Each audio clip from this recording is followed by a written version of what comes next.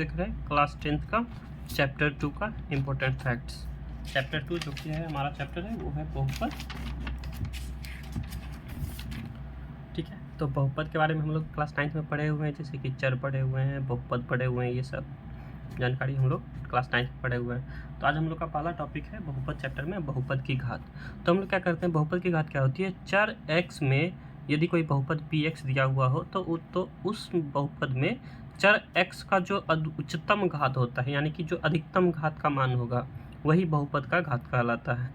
ठीक है, जैसे यहाँ पे देखते हैं 4x + 2, तो यहाँ पे x का घात कितना है, 1, ये हो जाएगा हमारा घात 1 का बहुपद। यहाँ पे देखिए जब हमारा घात देखते हैं तो यहाँ y का पावर 2 है, वहाँ y का पावर 1 है, तो अधिकतम घात कौन सा है, तो 2। तो इस बहुपद का घात कितना हो जाएगा, 2। ठीक है, तो घात के आधार पे जो है बहुपद होते हैं बहुत प्रकार के, उसमें से हम लोग देखते हैं पहला है रैखिक बहुपद।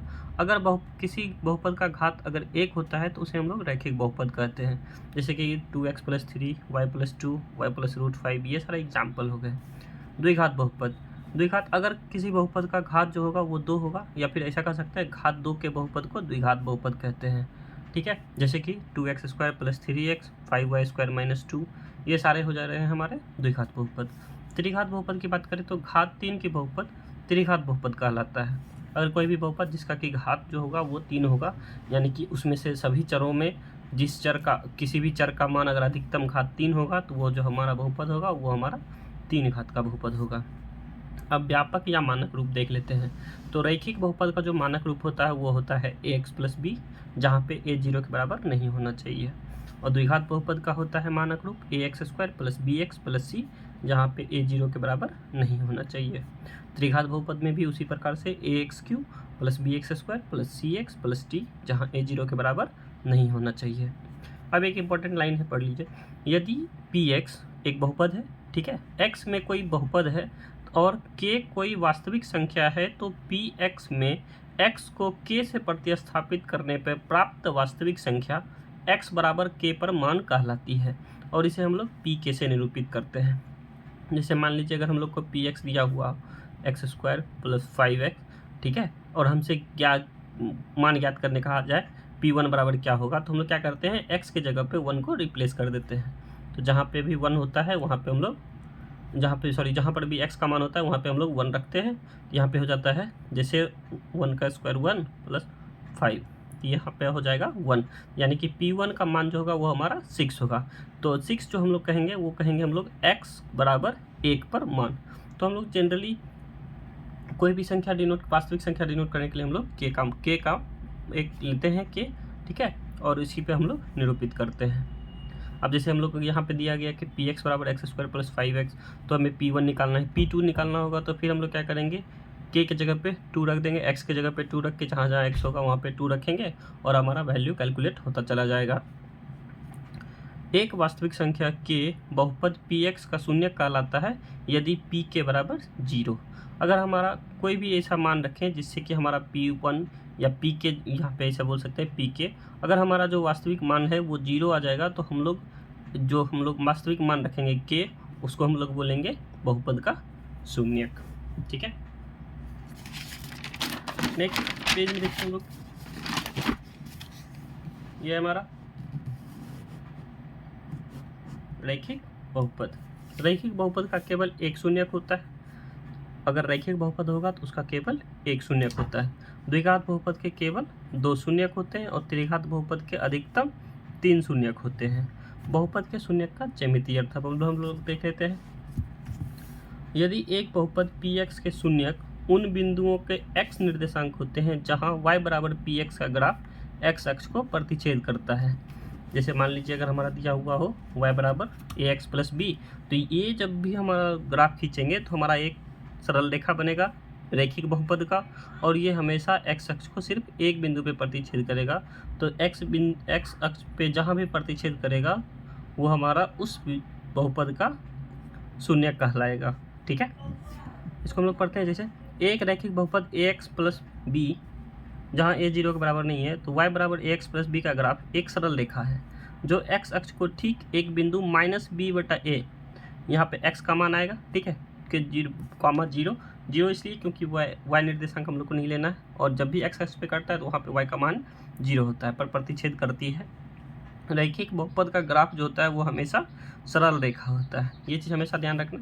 रैखिक बहुपद का ग्राफ जो होता है वो सरल रेखा होता है, और रैखिक बहुपद का केवल एक शून्यक है जो उस बिंदु का x निर्देशांक है जहाँ पे y बराबर ax प्लस b का ग्राफ x अक्ष को प्रतिच्छेद करता है। यानी कि अगर रैखिक बहुपद का हम लोग अगर ग्राफ खींचेंगे तो एक सरल रेखा के रूप में होगा, और वो x अक्ष को एक बिंदु पे प्रतिच्छेद करेगा, जो कि उसका इस बिंदु का x कोऑर्डिनेट, जैसे अब निर्देशांक जैसे हम लोग पढ़े हैं यहाँ पे x और y होता है, तो जो x निर्देशांक होगा वही उस रैखिक बहुपद का शून्यक होगा। सेम चीज़ अब हम लोग देखते हैं ज्यामितीय द्विघात बहुपद के लिए। आप लोग की सुविधा के लिए हम लोग ये नोट्स पहले से लिख के रखे हुए हैं। द्विघात बहुपद क्या होता है? किसी द्विघात बहुपद ax स्क्वायर प्लस bx के संगत समीकरण ax square plus bx plus c के ग्राफ को या तो ऊपर या तो नीचे की ओर खुला रहता है, और इस आकृति को परवलय बोलते हैं। तो द्विघात बहुपद का जो ग्राफ की आकृति होगी वो हमेशा क्या होगी? परवलय होगी, या तो ये ऊपर की तरफ खुला हुआ होगा या तो फिर ये नीचे की तरफ खुला हुआ होगा। अब देखते हैं किस द्विघात बहुपद ax square plus bx plus c a zero के बराबर, a जहाँ जीरो के बराबर नहीं हो के शून्यक उन बिंदुओं के x निर्देशांक होंगे जहाँ y बराबर ax square plus bx plus c को निरूपित करने वाला परवलय x अक्ष को प्रतिच्छेद करता है। अब देखिए ये जो परवलय आकृति बन रहा है, ये x अक्ष को जहाँ जहाँ प्रतिच्छेद करेगा वहाँ वहाँ उस द्विघात बहुपद का शून्यक होगा। यहाँ पे अब तीन स्थिति बनता है, या तो एक बिंदु पे प्रतिच्छेद करेगा, या तो दो बिंदु पे प्रतिच्छेद करेगा, या तो प्रतिच्छेद नहीं करेगा। ठीक है, तो पहला स्थिति हम लोग देखते हैं जब हमारा जो है वो दो भिन्न भिन्न बिंदुओं पे प्रतिच्छेद करता है। तो पहला स्थिति कहता है जब y बराबर ax square plus bx plus c का ग्राफ x अक्ष को दो भिन्न बिंदुओं पर प्रतिच्छेद करता है। तो यहाँ पे जैसे देखिए हम लोग ग्राफ बनाए हुए हैं, यहाँ पे a पे कट रहा है और a1 पे कट रहा है। उसी तरह से यहाँ इसमें ऊपर की ओर खुला हुआ है तो यहाँ पे a कट रहा है और a1 पे कट रहा है। तो यहाँ पे a और a1 का जो x निर्देशांक होगा वही हमारा इस द्विघात बहुपद का शून्यक होगा। ठीक है, फिर जब हम दूसरा स्थिति देखते हैं जब एक ही बिंदु पे प्रतिच्छेद करें, जब y बराबर ax square plus bx plus c का ग्राफ x अक्ष को केवल एक बिंदु पर अर्थात दो संपाती बिंदु पर काटता है। अगर एक ही बिंदु होता है तो हम लोग पढ़े हुए हैं कि द्विघात बहुपद के कितने शून्यक होते हैं? तो अधिकतम दो शून्यक होते हैं। तो दो शून्यक होते हैं तो अगर एक ही बिंदु पे कटेगा तो हम लोग मान के चलेंगे कि एक ही बिंदु जो है संपाती है, मतलब कि दो बिंदु है वहीं पे दोनों बराबर है, और इस बिंदु का x निर्देशांक जो होगा वही होगा हमारा शून्यक द्विघात बहुपद का। और यहाँ पे जब एक बिंदु पे होगा तो वही दो बार हो जाएगा, दो बराबर शून्यक होगा।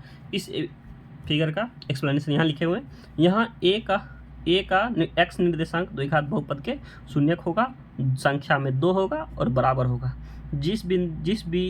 जो भी यहाँ पे x कोऑर्डिनेट होगा उसी को हम लोग दो बार लिखेंगे और वही हमारा द्विघात बहुपद का शून्यक होगा। हम देखते हैं हम लोग तीसरा स्थिति जब हमारा वो कहीं पर प्रतिच्छेदित नहीं करता है। देखिए जब y बराबर ax square plus bx plus c का ग्राफ x अक्ष को कहीं नहीं प्रतिच्छेदित करता है, कहीं भी प्रतिच्छेदित नहीं कर रहा है, तो इस स्थिति में क्या होगा? कोई शून्यक नहीं होगा। इस स्थिति में द्विघात बहुपद का कोई शून्यक नहीं है, जैसा कि हम लोग पढ़े भी हैं, बनाए भी हैं।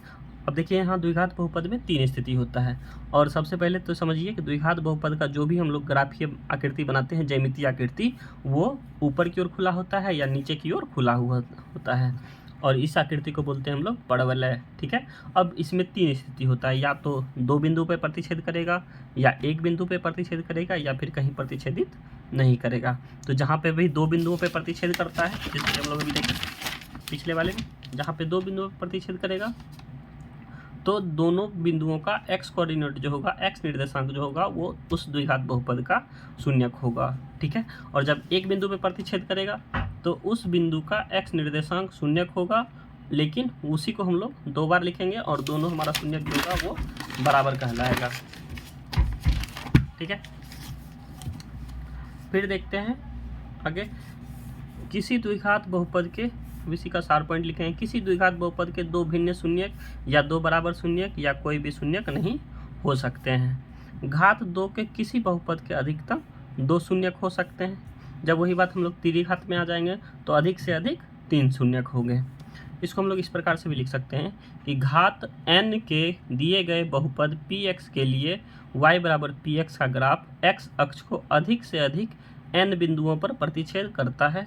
अतः घात n के किसी बहुपद के अधिक से अधिक n शून्यक हो सकते हैं। अगर मान लीजिए कोई 5 घात का बहुपद होगा तो उसके अधिक से अधिक 5 शून्यक हो सकते हैं, और वो उसका जो ग्राफ बनेगा वो अधिक से अधिक ग्राफ x अक्ष को 5 बार कट कर सकता है। ठीक है। रैखिक बहुपद का जो शून्यक होता है ax प्लस बी, शून्यक जो होता है उसका होता है माइनस बी बटा ए होता है। अब हम लोग देखते हैं द्विघात बहुपद के शून्यक और गुणांकों के बीच का संबंध।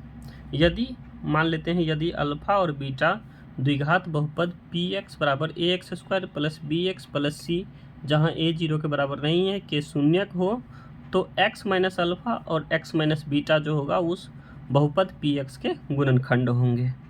ठीक है। अगर अल्फा और बीटा कोई शून्यक है किसी भी बहुपद का, तो x माइनस अल्फा और x प्लस बीटा जो होगा उस बहुपद का गुणनखंड होगा। अब देखते हैं शून्यकों का संबंध, ये जो है वो शून्यकों का योग का संबंध दिया हुआ है। तो अल्फा प्लस बीटा जो होता है वो क्या होता है माइनस बी बटा ए। माइनस बी कहने का मतलब x का गुणांक, और ए कहने का मतलब मानक जो रूप तो हम लोग जानते हैं क्या होता है ax square plus bx plus c, जहाँ a 0 के बराबर नहीं हो। तो यहाँ पे a क्या है x स्क्वायर का गुणांक, b क्या है x का गुणांक, और c क्या है अचर पद। तो अल्फा प्लस बीटा यानी शून्यकों का योग जो होता है वो होता है माइनस बी बटा ए, यानी कि माइनस के साथ में ब्रैकेट में x का गुणांक और एक्स स्क्वायर का नीचे में बटा में एक्स स्क्वायर का गुणांक। और जब शून्यकों का हम लोग गुणनफल निकालते हैं अल्फा इंटू बीटा, तो वो होता है सी बटा ए। शून्यकों का गुणनफल क्या होता है अचर पद बटे एक्स स्क्वायर का गुणांक। अब देखिए अगर मान लीजिए अल्फा और बीटा दो शून्यक दिया हुआ हो और हमें बोला कहा जाए कि बहुपद लिखना है, तो हम लोग कैसे लिखेंगे। यदि अल्फा और बीटा पी एक्स बहुपद के शून्यक हों तो बहुपद पी एक्स बराबर क्या होता है एक्स स्क्वायर माइनस ब्रैकेट में अल्फा प्लस बीटा, दोनों का योगफल लिख के गुना कर देंगे एक्स से और प्लस में अल्फा इंटू बीटा, ये हो जाएगा हमारा द्विघात बहुपद। अब देखिए यदि त्रिघात बहुपद के लिए दिया गया हो, त्रिघात बहुपद में शर्त होता है अगर अल्फा बीटा और गामा, इस सिंबल को बोलते हैं गामा, यहाँ पे लिख देते हैं हम, इसको बोलते हैं अल्फा, इसको बोलते हैं बीटा और इसको बोलते हैं गामा। ये तीनों लैटिन शब्द हैं। ठीक है, अल्फा बीटा गामा। त्रिघात बहुपद a x cube plus b x square plus c x plus d, जहाँ ए 0 के बराबर नहीं हो, के शून्यक हो, तो alpha plus beta plus gamma होता है माइनस बी बटा ए। माइनस बी कहने का मतलब एक्स स्क्वायर का गुणांक, और बी कहने का मतलब एक्स स्क्वायर का गुणांक, और ए कहने का मतलब यहाँ पे लिखे हुए मानक रूप। ठीक है, ए बराबर एक्स क्यू का गुणांक। अब दूसरा इसमें होता है अल्फा गुने बीटा प्लस बीटा गुने अल्फा प्लस गामा गुने अल्फा बराबर होता है सी बटे ए। सी कहने का मतलब एक्स का गुणांक, अब ए कहने का मतलब एक्स क्यू का गुणांक, और alpha into beta into gamma लिखें वो होता है माइनस डी बटा ए, यानी अचर पद बटे एक्स क्यू का गुणांक। अब देखिए एक होता है विभाजन एल्गोरिदम, जैसे हम लोग पढ़ते हैं विभाजन एल्गोरिदम भाज्य बराबर भाजक गुना भागफल प्लस शेषफल, लेकिन जब बहुपद में पढ़ते हैं विभाजन एल्गोरिदम तो यहाँ पे हम लोग थोड़ा सा घात का भी ध्यान रखते हैं। तो विभाजन एल्गोरिदम कहता है यदि px और gx कोई भी दो बहुपद हैं जहाँ gx 0 के बराबर नहीं हो, यानी कि जिससे हम लोग भाग दे रहे हैं वो 0 के बराबर नहीं हो, तो हम बहुपद qx तथा rx ऐसे प्राप्त कर सकते हैं जहां rx बराबर 0, या यहाँ पे क्या होगा पूरा पूरा भाग कट जाएगा, rx यानी कि शेषफल पूरा पूरा कट जाएगा, या घात rx जो होगा वो घात gx से छोटा होगा। तो जब भी हम लोग का rx यानी कि शेषफल का घात जो होगा वो भाजक के घात से छोटा हो जाएगा तो हम लोग उसको छोड़ देते हैं, उसमें भाग ही नहीं लगेगा तो फिर हम लोग वहाँ पे छोड़ देते हैं। और ये होता है हमारा विभाजन एल्गोरिदम पी एक्स बराबर जी एक्स गुने Q X plus R X. ठीक है, पी एक्स यानी पी एक्स में बहुपद, जी एक्स मतलब एक्स में बहुपद जिसे कि हम लोग भाग देते हैं, और क्यू एक्स हो जाता है हमारा भागफल, और आर एक्स होता है हमारा शेषफल। ठीक है, ये था हमारा चैप्टर 2 का इम्पोर्टेंट्स पॉइंट्स। फिर मिलते हैं नेक्स्ट क्लास में चैप्टर 3 के पॉइंट्स के साथ। Thank you.